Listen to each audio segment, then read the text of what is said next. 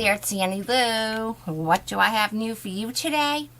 Remember the cheese board I purchased at Dollar Tree? Here is the cheese board. I need to paint this in a light orange, and the reason I need to paint it all in a light orange is because that will be the highlight that is in each petal. I need the lines to follow. After I paint it, it will be covered and I won't be able to see the lines. I might be able to see the lines, but we'll see how many coats I need to put on it. Here is my tracing paper, and I'm going to tape these together because if you're a beginner, I want to show you how to do it right. I really don't need to do that, but I'm going to do it for you. I taped the 2 sheets of paper together, and now I am going to trace this. I have a pencil, and I am just going to trace this. Kind of rough. And I'm just going to put T-O-P over there, so I know that's the top. I have it traced. I don't know if you can see it or not.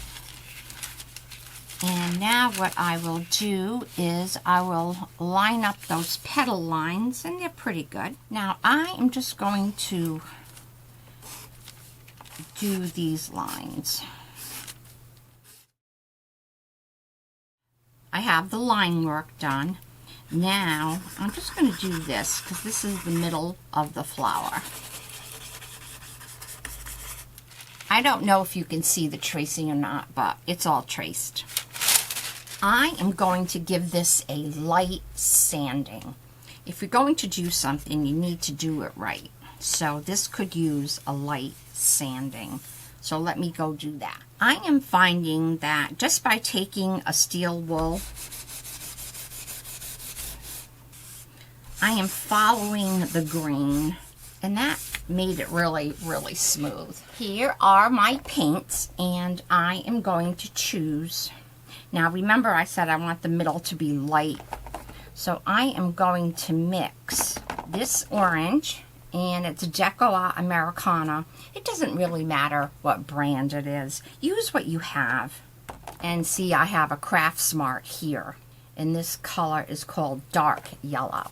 Here's my palette, and this is just a styrofoam tray that I got at Dollar Tree, and they come in a stack. I am going to mix these 2 colors. There is a rule when you're mixing colors, and it's always dark into light. The orange is the dark, and the yellow is the light. I'm going to put out quite a bit. I found my palette knife. I can't believe I found it. Put some orange in here, and let us mix it up. Add a little more yellow to this. I'm going to add it up at the top. I did not put it right in the middle. I added it at the top, and I'm just going to, all right, let's mix this up. It's a little streaky, but that's okay. Here's the piece. And I am using a flat brush, a 1-inch flat. I have my water off to the side and paper towels for blotting out my brush. I am painting in the direction of the grain of the wood. I live in Rhode Island, and it's rather humid, and humidity has a real effect on drying time.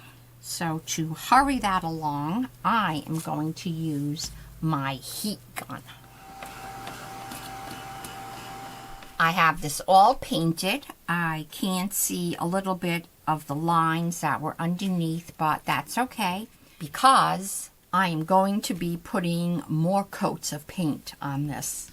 What I do want to do is sort of find the center of the flower.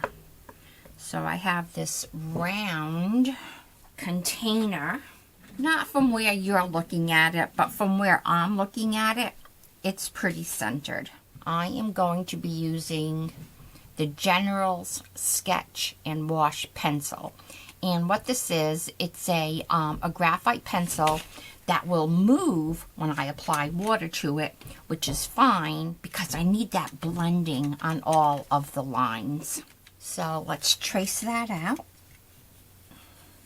Perfect.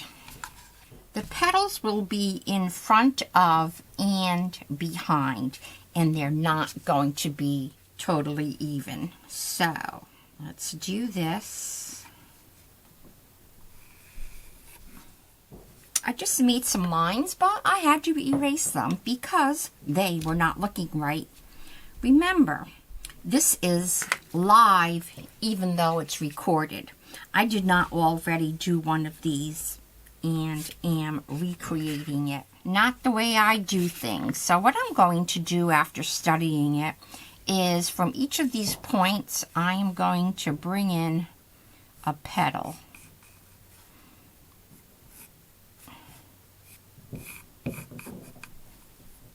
Can you see it? I'm going to complete the flower and then I'll be back. I am watching a spider go up his web. He's really, really tiny. Whoops, he just fell. All right, buddy, what are you gonna do? I have my phone with me. There he is. Can you see him? There he goes. He's going up his little web now. There he goes. That was pretty cool. He's up there in the light. All right, bud. Okay, buddy, you can hang around if you want. I have it all painted, and I am trying. There you go. You can see how the petals are wet on the edges, and I did not apply paint to the middle. And that little spider that was just here, it attacked me. All of a sudden, it was like, I don't know, hanging off my face. I don't know what happened to him. Let's go on to the next step. I am now going to mix up my next color. Remember, dark into light. So I'm going to take the wild honey. That's right there. That is a glob that I took out of this. And now it is good. I am going to put some over here. So that's the good stuff. And here's my palette knife, and I'm going to mix them together until I get the color that I want. This is not the right palette knife that I need. I'm going to use the end of the pencil to mix. So I'll just pick some up and go in here and mix. And I am mixing it right next to the color I just used, so I get a darker color.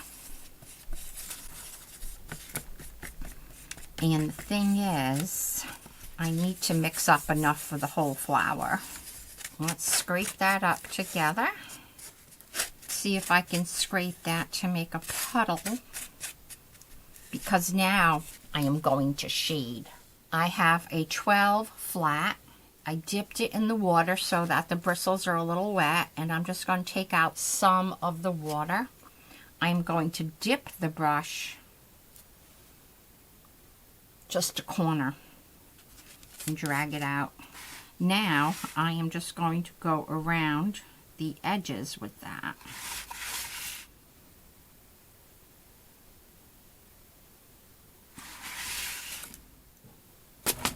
I don't know if you can see, it's a little bit darker now.